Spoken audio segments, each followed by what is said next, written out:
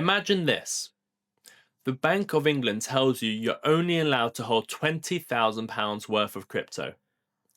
HMRC tracks every single trade you make automatically.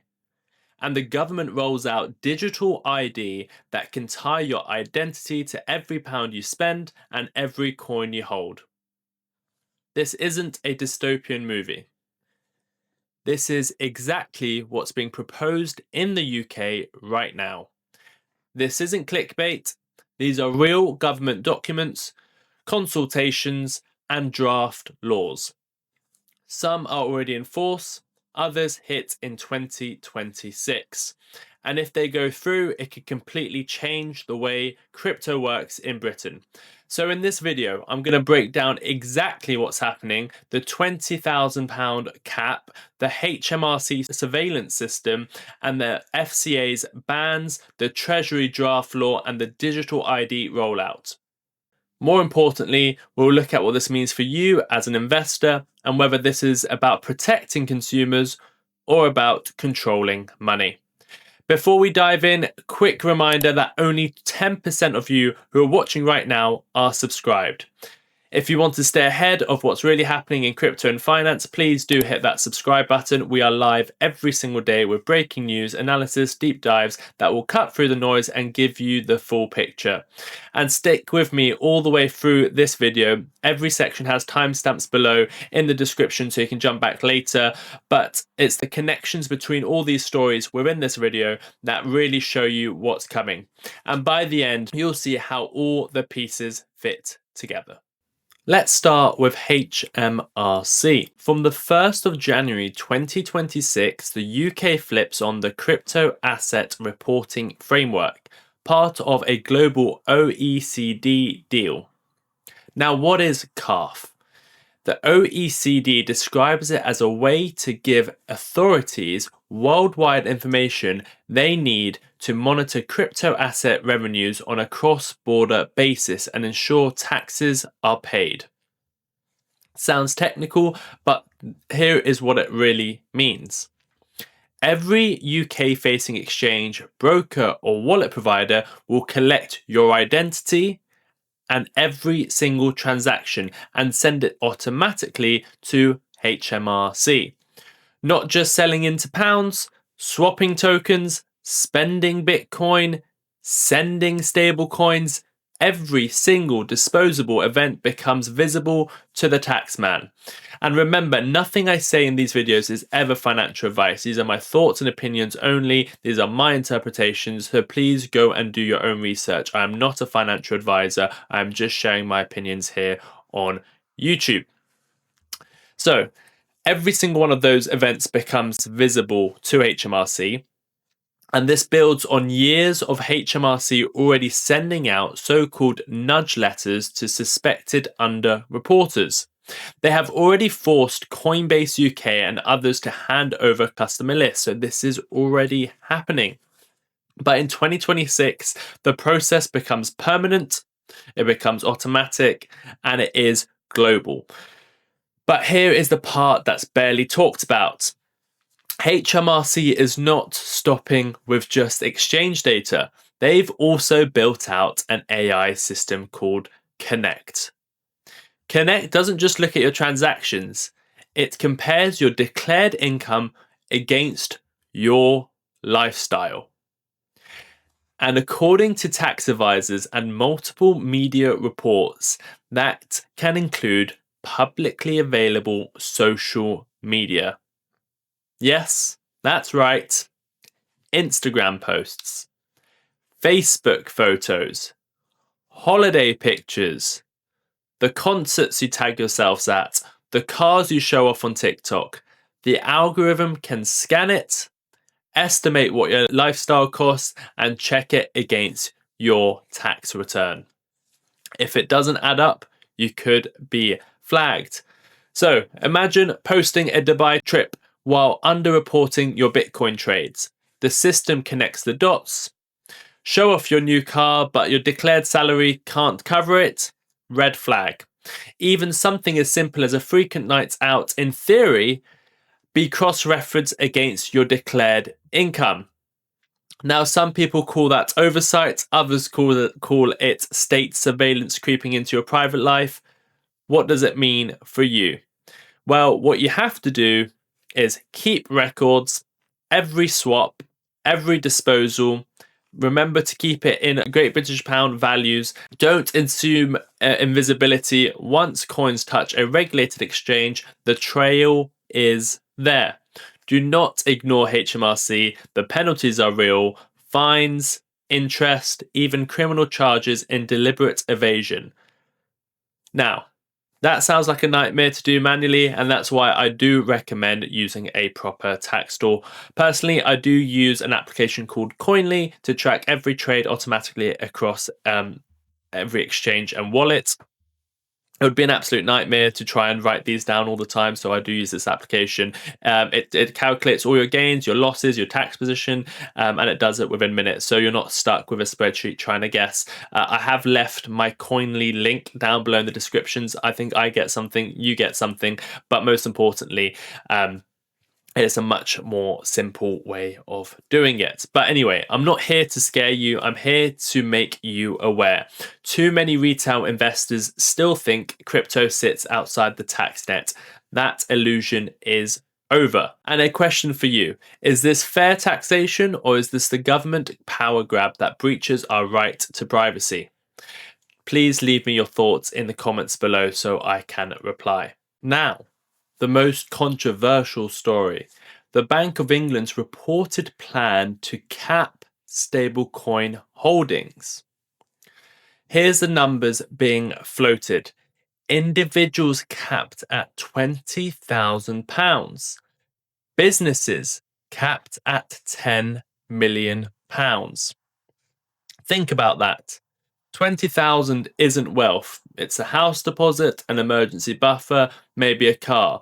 For businesses, 10 million is pocket change compared to the billions pension funds or asset managers move every day. So, why would the bank even float this? Here is the uncomfortable truth. It's not really about protecting you, it's about protecting the banks. Here is how the system works today. Traditional banks don't hold every pound you deposit. They lend most of it out. Mortgages, business loans, speculative investments, and only keep a tiny fraction in reserve. That's called fractional reserve banking.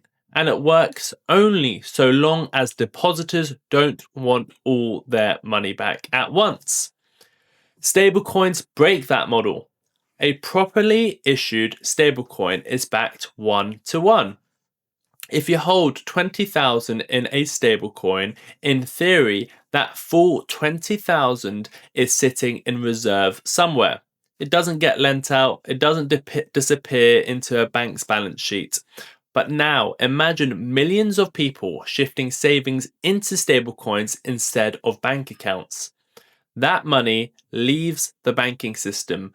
Banks lose deposits. Less deposits means less lending means less profit and potentially less stability.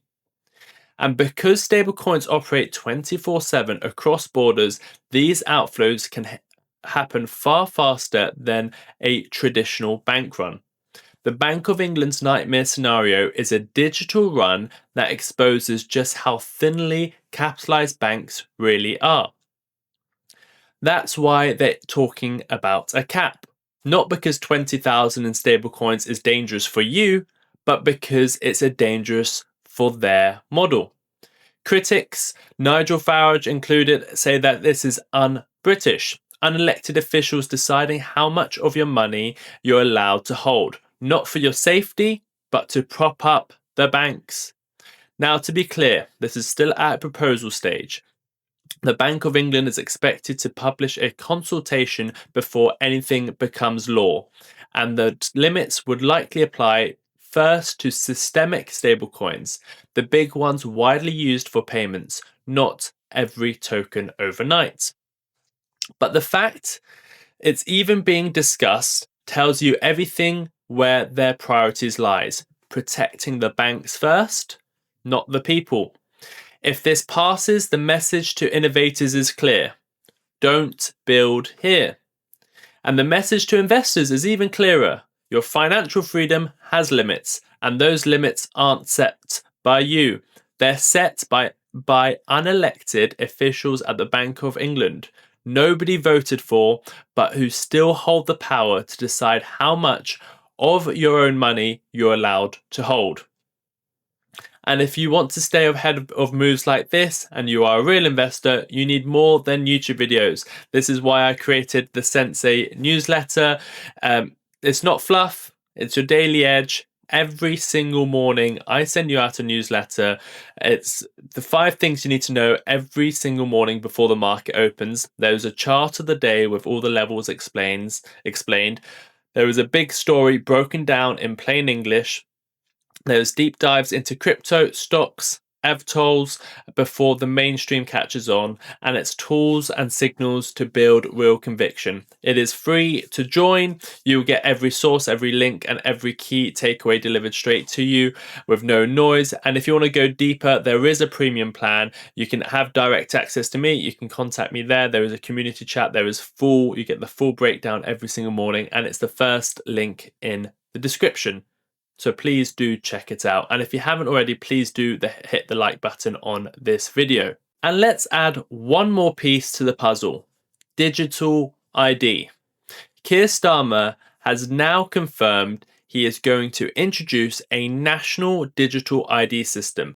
And that is why today I am announcing this government will make a new free of charge digital ID mandatory for the right to work by the end of this Parliament. Let me spell that out. You will not be able to work in the United Kingdom if you do not have digital ID. It's as simple as that.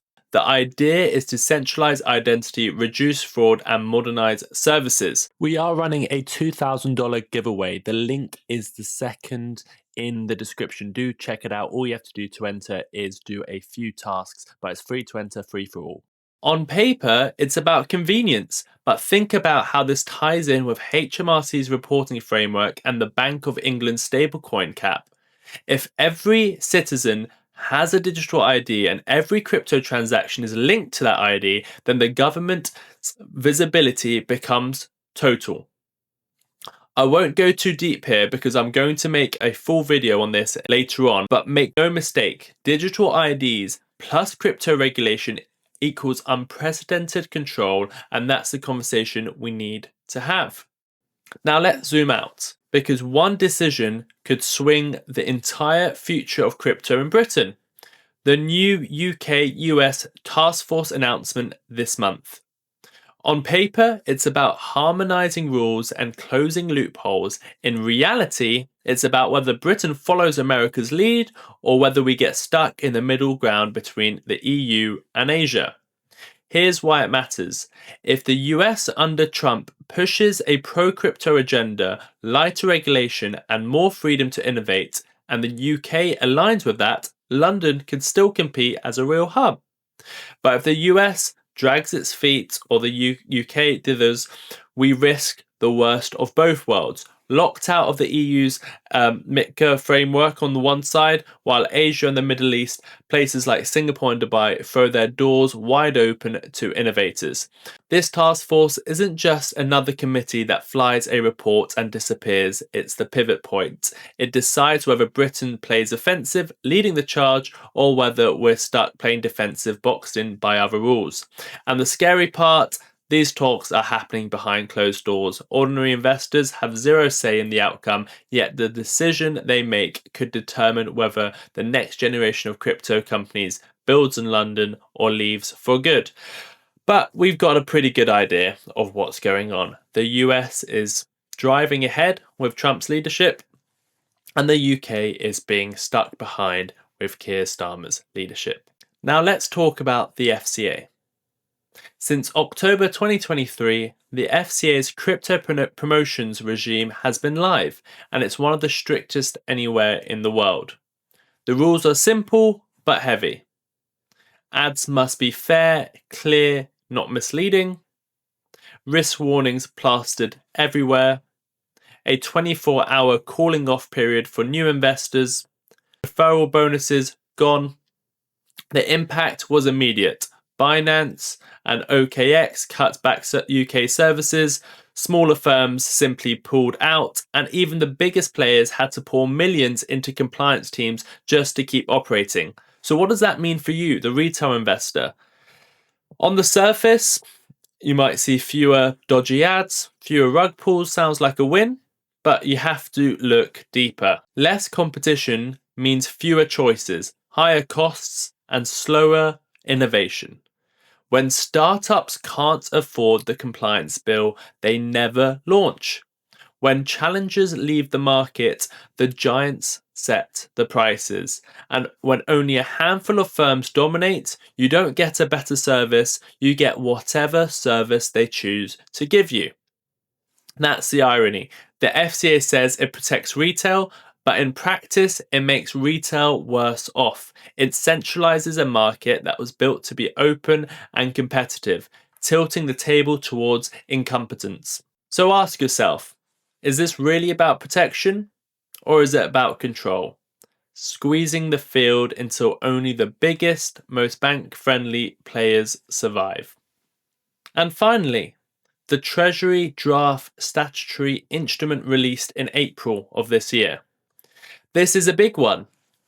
It pulls crypto under the Financial Services and Markets Act 2000. That means exchanges, brokers, custodians, staking services, and even tokenization platforms would be treated like traditional financial institutions. The pitch is simple: clarity and safety. Investors get more protection. Firms know the rulebook. Institutions like pension funds and banks can engage without worrying about legal grey zones. On paper, that sounds like progress, but here's the trade-off. Compliance costs explode. Lawyers, auditors, licensing, capital requirements, all of it costs millions. That's fine for Coinbase, maybe Revolut, but smaller UK startups, it is impossible. And we've already seen what happens. When the FCA tightens promotion rules in 2023, Binance froze new UK customers, OKX restricted UK accounts, Bybit restricted UK accounts, even Realrex, a London-based fintech, scaled back services, and dozens of small UK crypto firms simply shut down. That's the pattern. Big players adapt, smaller ones die, and when startups disappear, retail gets fewer choices, higher costs, and slower innovation. Compare this to the EU's MiCA framework. Europe has built a tailored system for digital assets, the UK hasn't. Instead of copying the US playbook, stretching old rules designed for banks and brokers into new spaces that were never built for. So is this good or bad? Honestly, both. It gives legitimacy, but it risks shutting out the very competition that drives better prices and new products. And that's the UK's big gamble. Do strict rules attract serious institutional players, or do they choke out the builders and leave retail stuck with whatever incompetents choose to offer? So here's the bottom line. From 2026, HMRC surveillance flips on. Every trade, every swap, every disposal automatically reported. The FCA's ad crackdown is already live, squeezing out smaller players and leaving retail with fewer choices. The Treasury Draft Law pulls crypto under legacy finance, raising barriers so high that the biggest firms can survive. The Bank of England wants to cap your stablecoin holdings to £20,000 for individuals and $10 million for businesses, not to protect you, in my opinion, but to protect the banks. And on top of it all, Keir Starmer is pushing digital ID, which could tie your identity to every pound you spend and every coin you hold. Individually, each of these are huge. Together, they form something far more serious, a coordinated framework of control unlike anything we've ever seen before in the UK. This isn't a ban, but it's the tightest grip the government and unelected officials have ever had on crypto. And this moment decides whether Britain becomes a true digital finance hub or whether talent, capital, and innovation get driven abroad. So, let me leave you with 3 questions and let me know in the comments. Should the UK really cap stablecoin holdings? Should unelected officials decide how much of your money you can hold? Or should Britain take the opposite path back to innovation, open doors, and lead the world? Or is it too late? Please do leave your thoughts in the comments below, because if we don't speak up, these rules will be written without us. Remember, everything I say is my thoughts and opinions only, so please don't buy or sell based off anything I say. And remember, this is just me and my thoughts. And before you go, 2 quick things. Only about 10% of you watching are subscribed, and if you've made it this far into the video, thank you so much. Just please press that subscribe button, hit the like button as well, leave a comment down below. And number 2, the first link in the description is the newsletter. Please go and subscribe to it. There is a free plan, there is a premium plan. Do go and check it out if you just want the real information, unlike what news sources are producing these days. So thank you for watching. There will be 2 videos for you to have a look out, so please do check them out as well. Thank you for listening, and as always, take care of yourselves and each other. I'll see you in the next one. Bye bye.